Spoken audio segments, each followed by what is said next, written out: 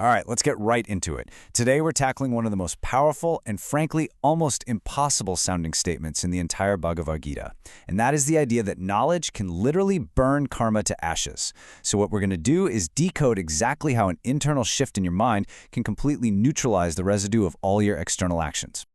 And this really is the central puzzle, isn't it? I mean, how can something as internal, as intangible, as knowledge or wisdom have a direct, erasing effect on the consequences of what we do? It sounds like a nice metaphor, but the Gita insists it's something way more precise than that. You see, the text presents this not as some poetic idea, but as a description of a deep psychological process. It's a mechanism that we can actually understand and even observe within our own minds. And that's exactly what we're going to map out today. So here's our game plan. First, we have to redefine karma and get past this idea of it being just fate. Then, we'll look at why even good actions have their limits. From there, we'll dive into the core metaphor, knowledge as a purifying fire. And finally, we'll bring it all home by looking at what this means for our very modern struggles with effort and burnout. Okay, first things first. Before we can even talk about how to burn karma, we've got to be crystal clear on what it actually is. Because, the popular definition of karma as some kind of cosmic justice or fate, it completely misses the point. So let's just clear this up right now. Karma isn't some external force of punishment or destiny that's out to get you. In the context of the Gita, karma is simply action, plus the psychological residue it leaves behind. It's not what happens to you, it's the imprint that's left in you. So what is this psychological residue? Well, think of it like an inner footprint. Every single action that's driven by certain motives leaves this subtle conditioning on your mind, which then shapes your future thoughts, your feelings, and your reactions. It's a cycle of self-perpetuating patterns. Now, what's really fascinating here is just how specific this is. This residue, this karmic imprint, it isn't created by every little thing you do. No, it's created specifically when the ego jumps in and claims credit, saying, "I did this." It's formed when our actions are fueled by a desperate craving for a certain outcome, or by a deep fear of another. These are the ingredients that make an action sticky. So, this brings us to a really counterintuitive point. You may be thinking, okay, if karma is about residue, can I just perform good actions to create good residue and solve the problem that way? Well, the Gita's answer is a surprising no. Let's just ask it directly. If you dedicate your entire life to service, to doing ethical and selfless deeds, does that put an end to the cycle of karma? And the answer is, they can't, not completely.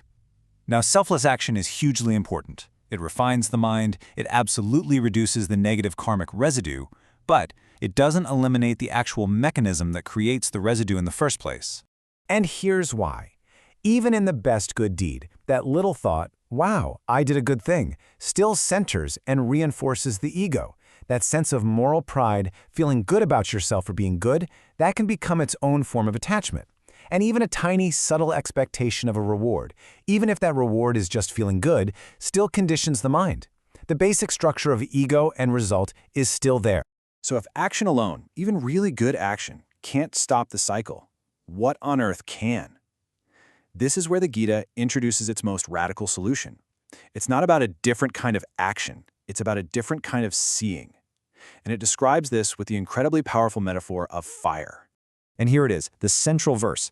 As a blazing fire turns firewood to ashes, so does the fire of knowledge burn to ashes all karma. Just think about that image. It's total, it's absolute. The fire doesn't just clean the wood, it transforms it into something else entirely, leaving absolutely no trace of its original form.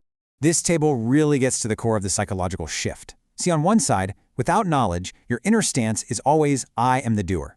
Your identity gets all tangled up with the results, and so that residue just keeps piling up. But look at the other side. With knowledge, that stance changes. You start to see that actions are just movements within a larger system. Your identity separates from the outcome, and because of that, nothing sticks. The action still happens, but it leaves no trace on your psyche. So this fire of knowledge, you can think of it as a chain reaction. First, its light dissolves the fundamental ignorance of our true nature. When that happens, it automatically dissolves the false identity of I am the doer, the ego. And when there's no ego trying to claim ownership of the results, well, attachment just naturally falls away. And let's be super clear about this. This isn't some mystical process of blowing things up or annihilation. It's about the arrival of a cognitive clarity that is so profound, so total, that the mind's normal confusion, its attachments, its false ideas of who we are, they simply can't coexist with it. They just dissolve in the light of that understanding. So this all leads to a really crucial point. How can we apply this ancient psychological map to a very modern problem?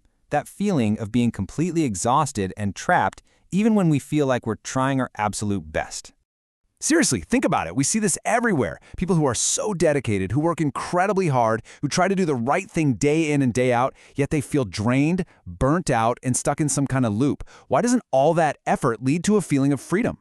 The Gita's diagnosis is so clear. It's because effort without the right understanding still creates that psychological residue. Every project, every success, every failure adds another layer of mental weight. The constant internal chatter of, I have to do this, I really hope this works, what if I fail, that is what truly exhausts the psyche, way more than the physical work itself. So the fire of knowledge burns all this away by bringing immense clarity. It shows you what is actually your responsibility, which is your effort, your intention, and what is not. The outcome, how people receive it, the fruits of the action.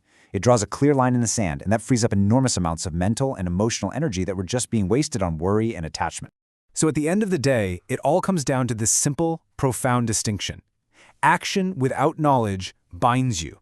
It's action performed from that place of ignorance, where you believe you are the sole author and owner of your work.